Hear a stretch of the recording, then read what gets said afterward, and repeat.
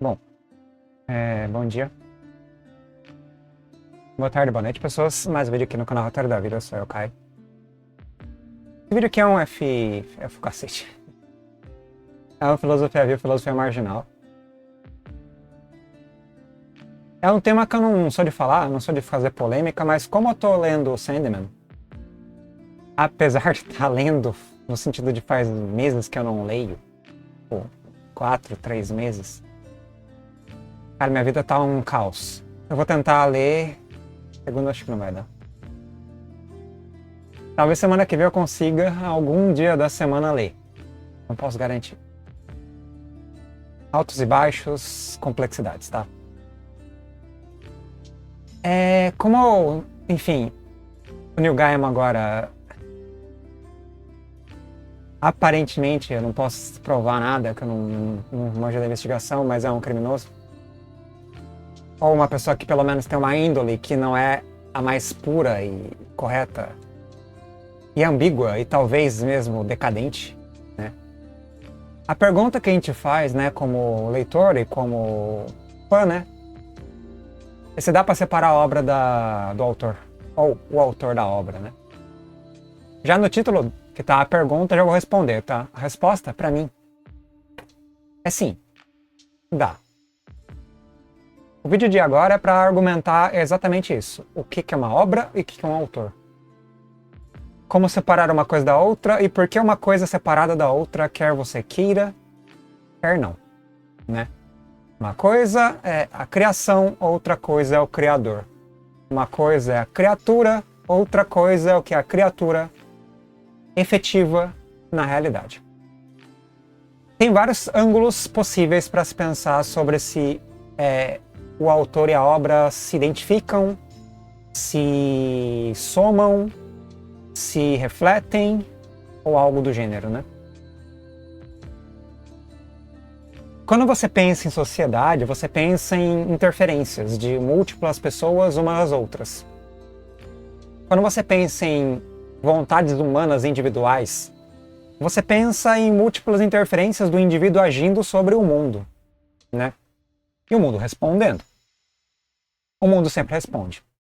Quando ele responde, tem uma consequência, só que a consequência propagada no evento, apesar do autor ter ali a relação, o gatilho, o começo, o evento em si, para além da ação moral, da ação intencional do autor, o evento em si é neutro. Tipo assim, joguei uma bomba atômica. A bomba atômica, palavra bomba atômica, objeto bomba atômica, características de uma bomba atômica, identidade de uma bomba atômica, é neutro. Tá? Ela não é neutra junto ao contexto onde a intenção do indivíduo, que é um sujeito, alguém com discernimento, com consciência, com cognição, esse indivíduo que vai estar valorizando e ao mesmo tempo direcionando os significados da realidade, esse indivíduo que modifica a realidade através das ações que ele utiliza, nesse caso a bomba atômica, ele é aquele que é julgado, não a bomba atômica, tá? Se você fala, eu, como indivíduo, quero destruir todas as bombas atômicas, a bomba atômica é neutra, quem destrói é você. Responsabilidade positiva ou negativa está em você. O objeto é só existência, tá? A consequência é só existência. Por que eu estou argumentando desse jeito meio pirado? Porque é o seguinte, ó, se você for levar a mesma lógica que o autor é culpado ou de algum modo corrompe o resultado que ele produz em obra, e você tiver um pai estuprador, você é a obra do teu pai. Ele não escreveu você no sentido de um autor escrever um livro, mas ele escreveu você em DNA. Como que você herda a culpa de um indivíduo, sendo que você é um evento objetivo no mundo? Você é um evento objetivo. Esse evento objetivo pode ter depois, posteriormente, subjetividade, consciência, cognição e camadas, tá? Mas você não é seu pai.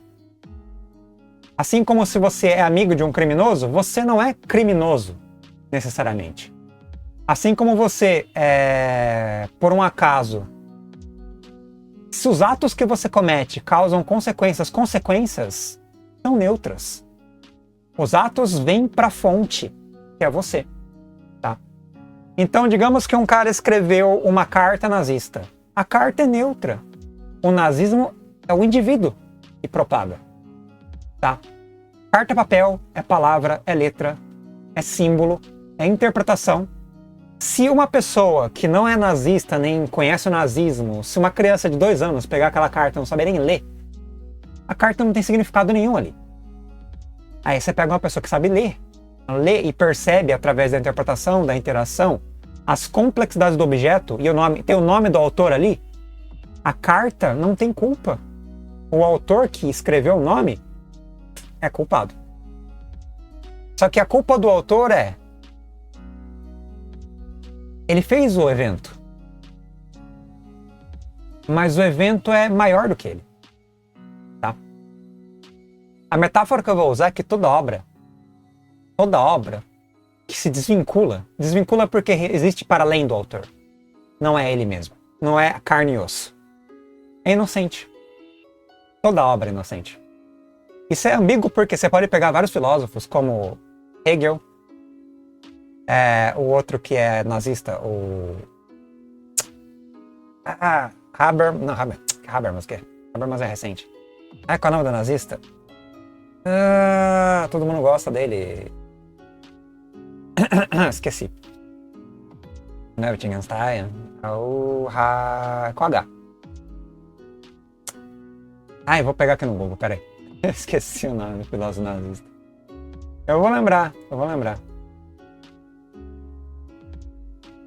Daqui a pouco.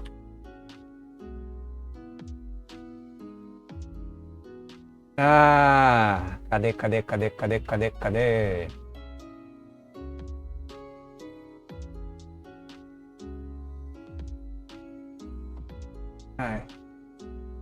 Caraca.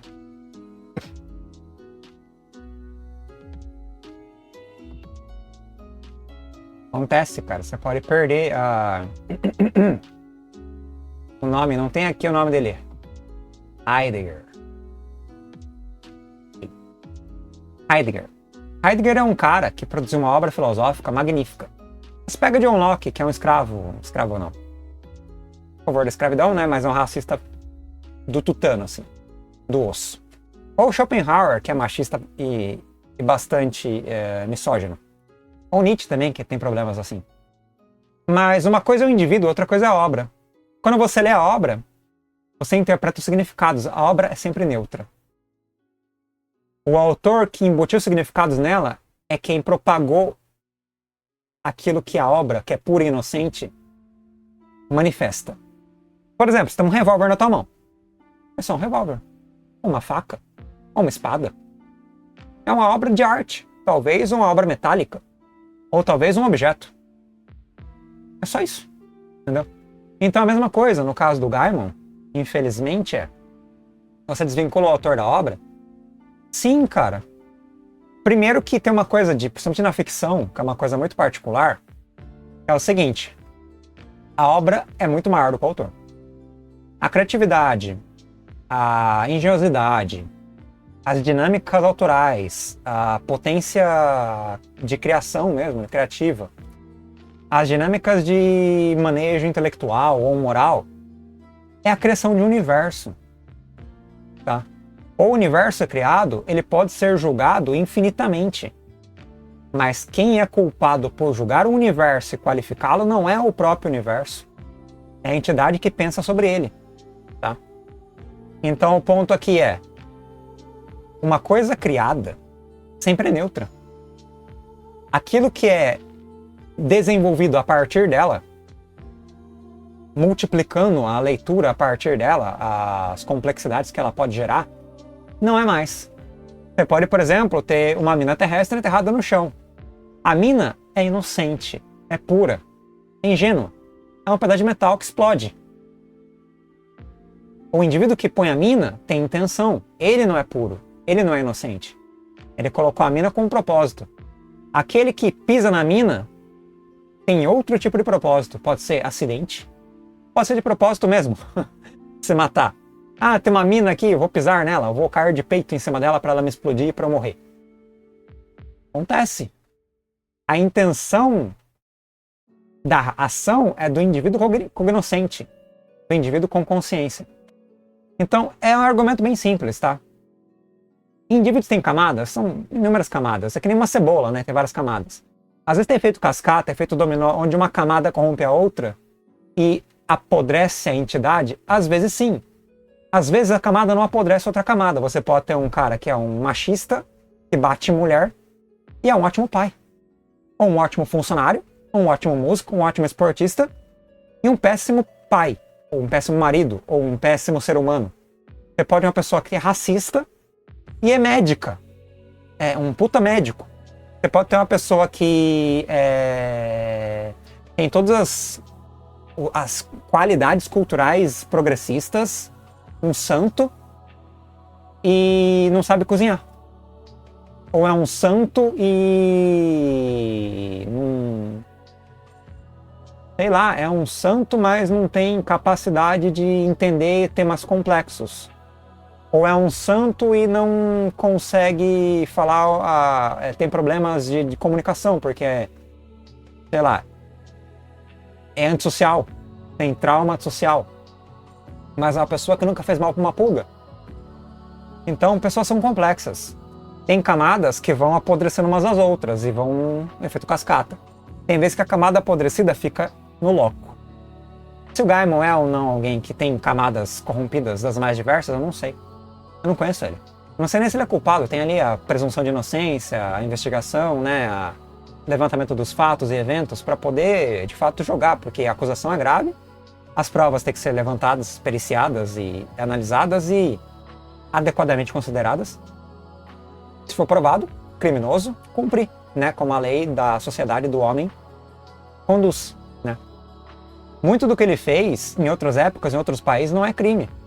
Tem países hoje em dia que mulher é objeto mesmo. Escrava mesmo, entendeu? Ou, se for pensar historicamente, também. Então, uma coisa que é crime hoje não era crime antes. Uma coisa que é feito sem consciência pode ser também passível de inocência. Ou vai ver que o argumento dele ali na sua própria realidade paralela, na interação com as mulheres que ele teve, para ele aquilo era normal. Porque era básico, era a regra dele, não sei qual é a cognição que ele tem sobre o assunto. Entendeu? Eu não sou perfeito, sou um pecador do inferno, sou um lixo de pessoa. Teoria é uma coisa, a prática é outra. Eu desvencilho muito uma coisa da outra, mas teoricamente como escritor, ou como filósofo, ou como pessoa que pensa sobre o mundo, ou que analisa possibilidades que não são efetivadas, ou que investiga os próprios desejos, com sinceridade. Eu sou um monstro. Eu sei o que eu penso. Eu sei o que eu não faço. Eu sei até onde eu posso me moldar segundo as regras da sociedade. Tá? Eu sei qual o comportamento moral que eu devo exercitar e manifestar como dignidade humana. Mas eu não sou limitado cognitivamente para pensar em cenários, ou mesmo exercitar cenários onde eu quebre regras. Onde eu saia da linha. Claro que quando você efetiva isso, para além do exercício, ou fica preso nisso de maneira paranoica e se torna uma compulsão e você fica gradativamente pendendo para o desejo, aí você vai para a situação de ação, entendeu? E depende do contexto. Se o contexto é favorável, tipo, teve um vídeo que eu vi ontem, que é muito complexo, e tava falando ali sobre a atribuição de aula e tal, e o professor falou que um professor foi enganado no sentido de a aluna, né, foi planejadamente dar em cima dele, incisivamente, múltiplas vezes, entendeu? Pra pegar ele no ato, de dar em cima dela e tal, pra ele ser um pedófilo. E o cara cedeu, depois de um tempo. O cara é culpado? Completamente. O cara é pedófilo? Sim, se depende da idade da aluna, acho que tinha 16, 17, mas era mais velha, né? Mas sim, o cara é errado, o cara tá culpado, o cara era casado. O cara tem culpa. Agora, a culpa é diminuída parcialmente por causa do contexto? Em parte sim, porque ele não foi o agente que mobilizou a ação. Ele estava ali, logicamente responsável, mas tinha um contexto onde ele estava sendo assediado. E cedeu. Tá? Agora, se for o contrário, se ele assediar, aí, meu filho, aí não tem desculpa, entendeu? Mas é complexo, porque se a mina é maior de 18, maior de 16, né? Tem aquele esquema ali, com o professor Arano errado por causa da proximidade. Mas digamos que você tem 30 anos. E é sei lá, um vendedor de loja. E a mina tem 16. E ela é uma estudante. Ela pode namorar você. Com você tendo iniciativa ou ela. Porque ainda tá dentro da lei. Apesar de ser uma diferença de idade meio estranha. Por exemplo, da minha família, tá? Meu pai com quase 50 anos, minha mãe com 16. Então, né? Antigamente era mais normalizado, hoje em dia não. Mas o ponto aqui, então, obra e autor. Dá pra desvincular? Dá. Se você não quer desvincular, você vai colocar tudo no mesmo cesto. É a mesma coisa que jogar o bebê com a água do banho. Porque a obra, ela não é o autor. Quando eu pego Stardust, Coraline, Sandman, Deus Americanos, inúmeras obras do Gaiman, projetos em colaboração, aquilo que ele criou é o universo, tem vida própria. Só que a vida própria só existe quando o leitor interage com aquele tipo de objeto passivo. Ele não é um ser vivo, tem vontade. Mas digamos que Gaiman é pai, e eu vou interagir com os filhos do Gaiman. A obra, enquanto a interação ela é passiva, digamos que o filho dele tá ali de boas, eu dou tapinha nas costas dele. De bom, tapinha normal, não é ofensa nem nada. Nisso, o evento vai ser interpretado. Como eu sou um estranho, eu posso ser tratado como alguém incômodo, tá? Ou eu vou e sorrio e pergunto uma informação, aí quebra o gelo. Em inglês, obviamente, que eu não sei. Ele não deve saber português, né? Então essa interação é com dois seres com volição, com vontade. Não é uma coisa passiva, é uma coisa de troca. E a troca gera significado. Só que num objeto passivo também é uma troca e também gera significado. Só que o objeto é sempre puro. E o conceito de consciência é sempre julgável, tá? Quando é uma interação entre duas vontades, principalmente seres humanos, né? Porque somos intelectualmente, teoricamente elevados, aí o negócio é mais complexo. É o contrato social que se fala, né? O contrato social, por vezes, é completamente desequilibrado. Tipo assim, meu patrão ganha 20 mil por mês, eu sou funcionário dele e ganho um salário mínimo. Isso é absurdo. É absurdo. O cara ganha 20 vezes mais que você. E faz as mesmas coisas, esforço ao mesmo, só que numa outra área administrativa. E você trabalha pra caramba a mesma quantidade de trabalho que ele e ganha 1/20 do que o cara ganha. É absurdo, entendeu? Então, isso aí se for levar a sério, a subjetividade de interferência um no outro, aí nesse tipo de relação entre semelhantes, não tem inocência, não tem pureza, é tudo interesse, é tudo corrupção, é tudo exploração. É exploração que chama mesmo, tá? Agora, objetos passivos, não conscientes, não sancientes, são puros. Agora, se o cara cria uma IA, um robô sanciente, programa a IA, e essa IA tem vontade, ele é culpado pelas ações da IA? Aí entra na zona cinza. A mesma coisa quando você cria um filho e faz o seu filho gostar de matar pessoas. Ou de sangue. Ou quer ser um estuprador. Você ensina o filho a estuprar. O filho tem culpa. Mas você tem mais. Se você criar uma entidade sanciente que age, treinada por você com autogerência mesmo, autonomia, aí o negócio é mais embaixo. Tá? Aí você pensa, então obra de arte não tem autonomia? Aí é complicado, cara. Não. Elas são passivas ao 100%. Agora, entidades que têm ação, vontade, desejo e transformação, aí é mais complexo. Então, um pai criar um filho, ele é responsável, em grande parte, apesar de não ser necessariamente legalmente, mas na zona cinza ele é responsável, pela cultura que o filho propaga, pela ética que o filho tem. A minha irmã, ao criar os meus sobrinhos com ódio à esquerda e ódio ao lulismo, ou ao PT, é culpada. E os filhos, por também serem inocentes e aderirem a retóricas que são totalmente de agressão criminosa mesmo, né? De não reflexiva, não crítica. A crítica, na verdade, né? De ofender os outros, de falar que o outro é criminoso de graça. Não que eu esteja defendendo aqui, mas é ter todo um procedimento para você ter, de fato, uma coisa que não seja difamação.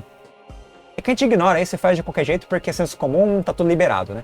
Mas se falarem pra mim, ó, o yokai aqui é um estuprador. Isso é difamação, cara. Difamação. Tá? Isso aí pode gerar que eu perca emprego. Isso pode gerar que eu seja cancelado. Isso pode gerar que eu seja até preso. Falsamente acusado. Isso gera um rancor social porque as pessoas acreditam nisso. Então não é brincadeira. Então quando um pai cria um filho e o filho tem uma vontade delimitada em grande parte pela moral propagada pelo pai, o pai é culpado. E outra coisa, eu sou professor. Exatamente a mesma situação. Toda vez que eu ensino alguém, eu sou culpado. E o aluno, se ele não conseguir separar as coisas, não tiver discernimento e agir por indução ou por algum tipo de força, que eu posso ser um professor mais tóxico, mais incisivo, né? Um cara mais dogmático, que é dono da verdade. Sim, cara, eu estou corrompendo os jovens. Sociedade é transmissão de cultura. Transmissão de cultura é corrupção dos jovens. Inevitavelmente. Inevitavelmente mesmo, tá? O ponto é até onde isso é prejudicial para a sociedade, para a coletividade, até onde isso pode ser aceitável. Aí você pode pensar, livros são inocentes, mas se o livro for um livro do Hitler? Cara, é muito complicado isso. Mas você pega ali, o livro do Hitler é um livro. Ele pode ser entendido como ficção, mas não pode ser entendido como alguém que vai moldar a sua ação. Você pode ler e acreditar nele, aqui nem a Bíblia. Hitler, Bíblia, o Gaimon, cada coisa num impacto diferente. Se você for julgar todas as obras baseadas no Criador, meu filho, lascou. Lascou. Porque tudo, exatamente tudo feito pelo ser humano tá maculado. Tá corrompido pelo pecado. Eu tenho um avô assassino. Eu tenho um bisavô estuprador. Eu tenho meu pai, não sei, tem ambiguidades, talvez seja pedófilo, não sei, por causa da idade que ele casou com a minha mãe. Se tudo isso, de algum modo, a sociedade também, né, e as interações que eu tive, me criando, me interagindo comigo, aí eu sou o cara que escreve um livro de filosofia para tentar entender a realidade.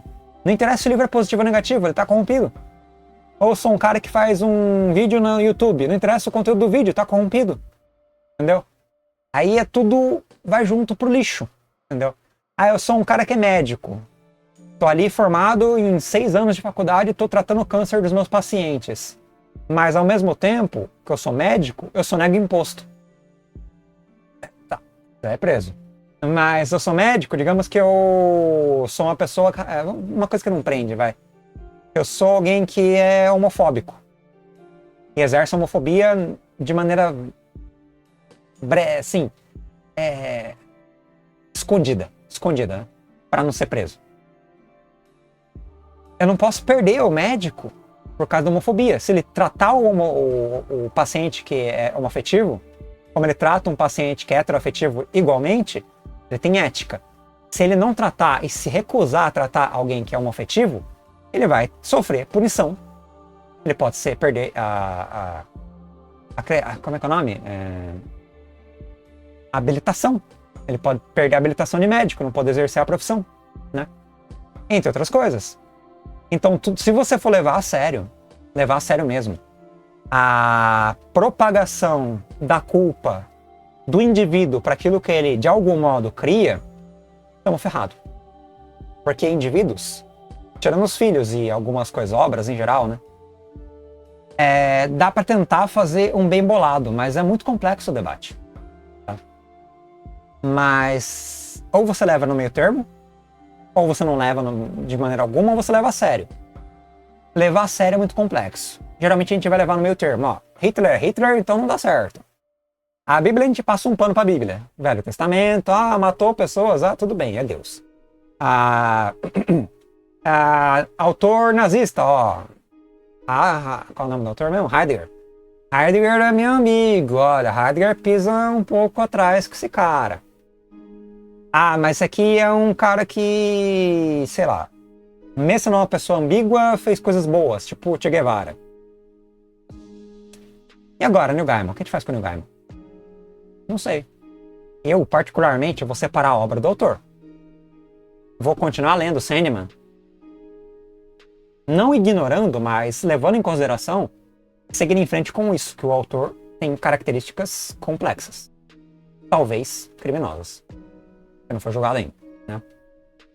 E as complexas é porque ele afirmou que ele é adepto das práticas sexuais que ele é acusado. Né? Então ele é, no mínimo, complexo. Talvez complexo no sentido distorcido, criminoso. Mas eu não posso levar isso a ferro e fogo e ignorar a obra dele, porque a obra, para mim, é outro indivíduo, é outra identidade, é outra existência. Se eu não soubesse absolutamente nada de Gaiman e só lesse a obra dele, para mim, ok, obra incrível. Dá para separar a obra do autor sem conhecer o autor? Dá. Eu posso pegar um livro e riscar o nome do autor ou rasgar da capa. Riscar, arrancar as páginas. Começar o livro sem ler o nome do autor. É o livro. É puro. É neutro. É a mesma coisa que eu pegar uma espada e não desembainhar ali a empunhadura para ver qual é o nome do ferreiro. É uma espada. Não tem o nome do ferreiro nela. Ou põe na lâmina, né? Ou põe na empunhadura. Ou não assina, deixa em branco. É só uma espada, sem nome. Sem identidade. Aí eu pego uma espada que pertenceu a tal ferreiro e foi comprada ou cedida a Miyamoto Musashi. Aí é outra história. Miyamoto Musashi é positivo. Pega um outro aí que era um genocida. Pega um samurai, sei lá, de um clã aleatório chamado Takezo da mãe do Musashi. Chamado Saito. Saito-san matava pessoas inocentes na rua porque estava com vontade. Pra testar a lâmina. E eu tenho a espada dele em mãos. E eu não sei que era dele. Não sei que era dele. Se eu souber, faz diferença? Depende. Você quer que faça? Então, uma coisa é obra, outra coisa é compreensão ampla sobre como a obra existe e como ela se manifesta na realidade. A compreensão ampla pode impugnar a sua leitura. Ou não. Depende da sua intenção como leitor. Eu escolho não impugnar a leitura. Por eu ser da filosofia, e a filosofia ter um monte de Zé Ruela lazarento, eu tenho que fazer isso o tempo inteiro. Sério, filosofia, mano, cada um pior que o outro. Né? O negócio é tenso. Claro que também eu não estudei muito biografia dos autores, né? Eu sei que é complexo, mas eu não fui lá estudar um por um, biografia, o que ele fez, o que ele não fez, como que tratava os filhos, como é que tratava a esposa, como é que tratava os escravos, se era dono de escravo, se não era dono de escravo, como é que tratava, sei lá o quê, que pensamento que tinha, quem é esse indivíduo, é aristocrata, é um burguesinho lazarento, é homem, o que ele fazia, inimigo de quem, amigo de quem, entendeu? Isso é historiografia contextual. Dá para levar em conta isso na tese de mestrado, doutorado? Dá sim, é divertidíssimo. Você debate essas coisas nas teses. Tá? Para você enfraquecer argumento, às vezes, é ad hominem mesmo. Entendeu?